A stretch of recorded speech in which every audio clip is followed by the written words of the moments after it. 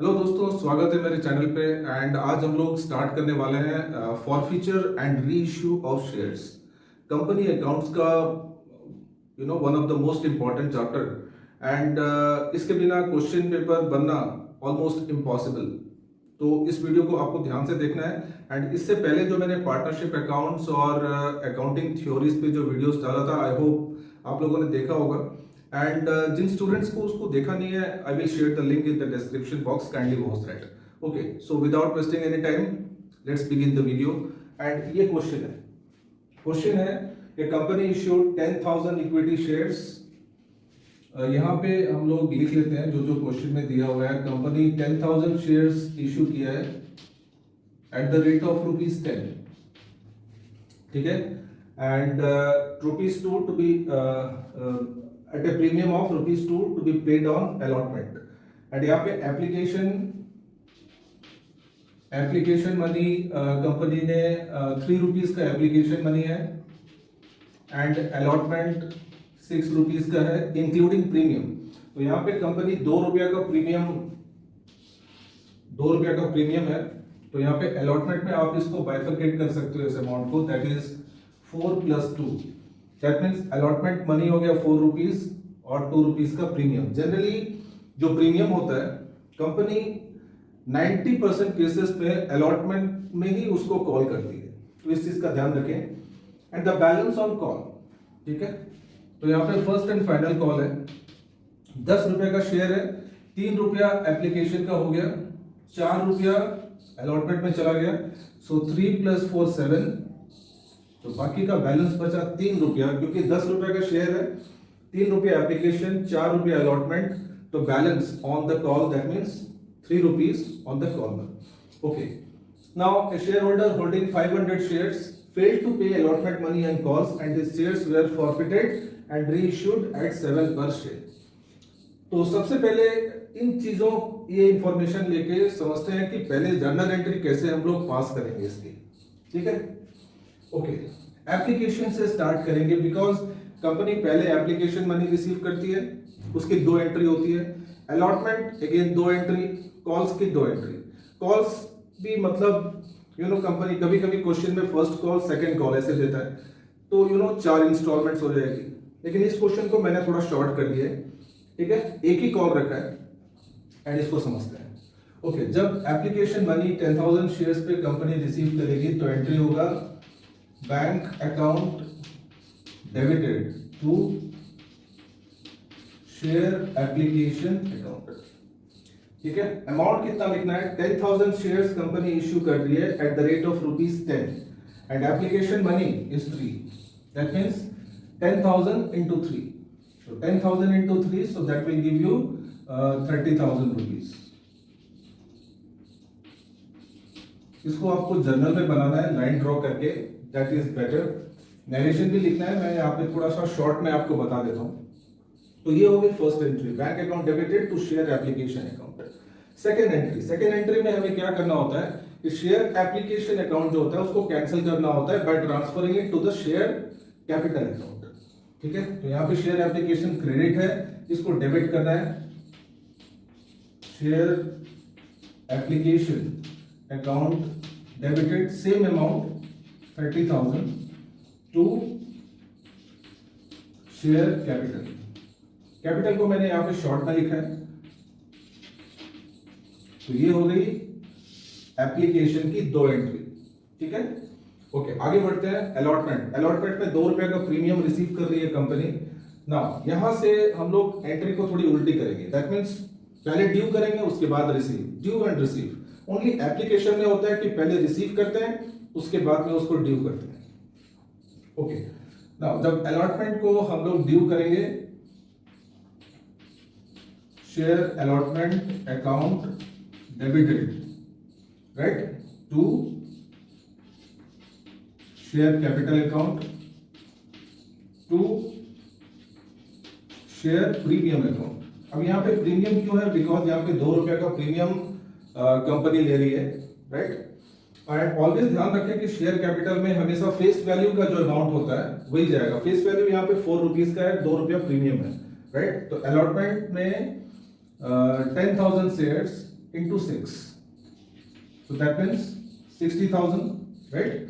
Share capital में 10,000 shares into 4, that is 40,000, and premium में 10,000 shares into 2, that is 20,000. तो ये हो गई शेयर अलॉटमेंट की ड्यू एंट्री। अब इसकी रिसीव एंट्री, जब यहाँ पे रिसीव की एंट्री करेंगे फ्रेंड्स, आपको ध्यान में रखना है कि कोई शेयर होल्डर इसका पेमेंट मतलब फेल तो नहीं किया है। जैसे यहाँ पे दिया हुआ है क्वेश्चन में, ये share holder holding 500 shares fail to pay allotment. एक शेयर होल्डर के पास में 500 शेयर्स थे, उसने अलॉटमेंट और कॉल ये दोनों का ही पैसा नहीं दिया है, राइट? तो आपको यहाँ पे बैंक में 10,000 शेयर्स इनटू मतलब 10,000 शेयर्स से आपको 500 माइनस करना है। दैट मींस आपको बैंक में लिखना क्या है, 9,500 शेयर्स इनटू 6, ठीक है? 6 रुपए का अलॉटमेंट था, एंड जो बैलेंस जो नहीं आया है, that is calls in arrear में भी उसको ट्रांसफर कर सकते हैं हम लोग। कॉल्स इन एरियर अकाउंट, इसको भी हम लोग डेबिट करेंगे। जो पैसा नहीं आया, दैट मींस 500 शेयर्स का 6 रुपया करके the money has not been received on 500 shares into 6, so that is transferred to calls in arrear account to share allotment account. हमेशा ध्यान रखें कि यहाँ पे डेबिट क्रेडिट ये कैंसिल होना चाहिए, ठीक है? जैसे यहाँ पे शेयर अलॉटमेंट 60,000 का है, so you have to write it here 60,000, okay? And bank में 500 का पैसा नहीं आया, ठीक है? सो दैट मींस 6 5 जा 30, 3,000 रिसीव नहीं हुआ है, एंड बाकी का 57,000 रिसीव हुआ है, ठीक है? नाउ ये चीजें आपको आंसर में लिखना नहीं है, मैंने आपको समझाने के लिए यहाँ पे इसको लिखा हुआ है, ठीक है? तो ये हो गया आपकी अलॉटमेंट की एंट्री। नाउ इसके बाद आगे बढ़ते हैं कॉल्स के तरफ। कॉल्स में फ्रेंड्स अगेन वैसे ही कॉल्स को पहले ड्यू करेंगे हम लोग। Share first and final call account debited to share capital account, ठीक है? 10,000 शेयर्स इनटू कॉल मनी था 3 रुपया का था, ठीक है? सो that is 30,000। Okay, now 500 shares पे जो पैसा नहीं आया कॉल्स का, तो वो आपको डिडक्ट करना है इसकी रिसीव वाली एंट्री में। That is bank account debited, जो पैसा नहीं आया that is calls in arrear account debited to share first and final call account. Again ये 30,000, 500 शेयर्स का पैसा नहीं आया at the rate of 3 rupees, so that is 1,500 rupees is not received on calls, and इसको इससे माइनस करके आप यहाँ पे लिख सकते हैं that is 28,500 rupees. Okay, so that means this money has been received, this money has not been received, calls in arrear, and this is share call, okay? तो ये हो गई कॉमन एंट्रीज, ठीक है? एग्जाम में कभी कभी क्या होता है फ्रेंड्स, आपको ये सारी एंट्रीज करने के लिए नहीं बोलेगा, ओनली आपको 3 इंपॉर्टेंट एंट्री यहाँ पे ध्यान रखनी है, that is forfeiture, reissue and then transfer. 3 entry के लिए आपको 6 मार्क्स दिए जाएंगे, दैट इज, ठीक है? तो इसके बाद में 3 एंट्री देखते हैं जो सबसे इंपॉर्टेंट चीज है, राइट? तो 3 एंट्री में सबसे पहले हम लोग फॉरफीचर की एंट्री करेंगे, राइट? जब हम लोग फॉरफीटेड की एंट्री करेंगे, ध्यान में रखें शेयर कैपिटल अकाउंट डेबिटेड, ठीक है?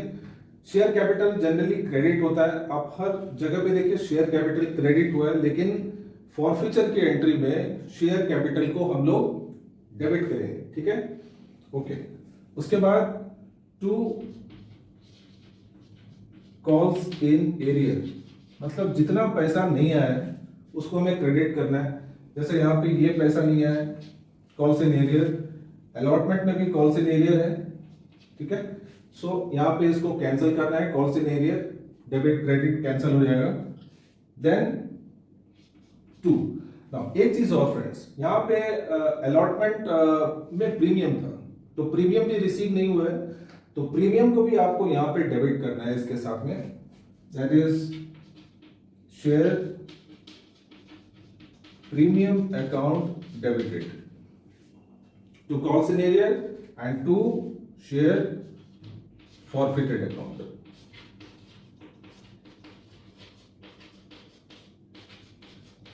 नाउ चलते हैं फ्रेंड्स आगे अमाउंट्स की तरफ, ठीक है।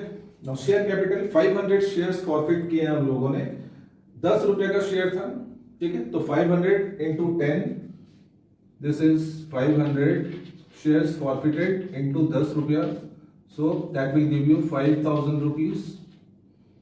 500 शेयर्स पे 2 रुपया का प्रीमियम था जो रिसीव नहीं हुआ है, that is 1000 rupees. Now calls in arrear का यहाँ पे फ्रेंड्स 1500 रुपीज है कॉल्स में एंड 3000 है अलॉटमेंट में, so that will give you 4500 rupees, ठीक है। तो ये पैसा 500 शेयर्स पे रिसीव नहीं हुआ है एंड बाकी का बैलेंस हमें ट्रांसफर करना है शेयर फॉरफिटेड को, दैट मींस 5000 प्लस 1000 6000, 6000 से 4500 माइनस करेंगे, यू गेट 1500। तो ये आपकी कंप्लीट हो गई शेयर फॉरफिटेड की entry, this is called forfeiture entry. ये एंट्री सबसे इंपॉर्टेंट है, ठीक है, इसको आप समझ लिए तो that means company accounts is over, right. अब इसको रीइश्यू करते हैं, कंपनी ने रीइश्यू किया है इसको 7 रुपए में, ठीक है। तो यहां पे लिखना है आपको bank account debited how much, 500 shares reissue हुए at the rate of ₹7, right, okay. उसके बाद में शेयर फॉरफिटेड अकाउंट, अगेन यहाँ पे जो लॉस हुआ है फॉरफिचर मतलब रीइश्यू में, क्योंकि 10 रुपए का शेयर था तो 500 इंटू 3, ठीक है, ये हो गया share forfeited to share capital. Share capital में हमेशा फ्रेंड्स आपको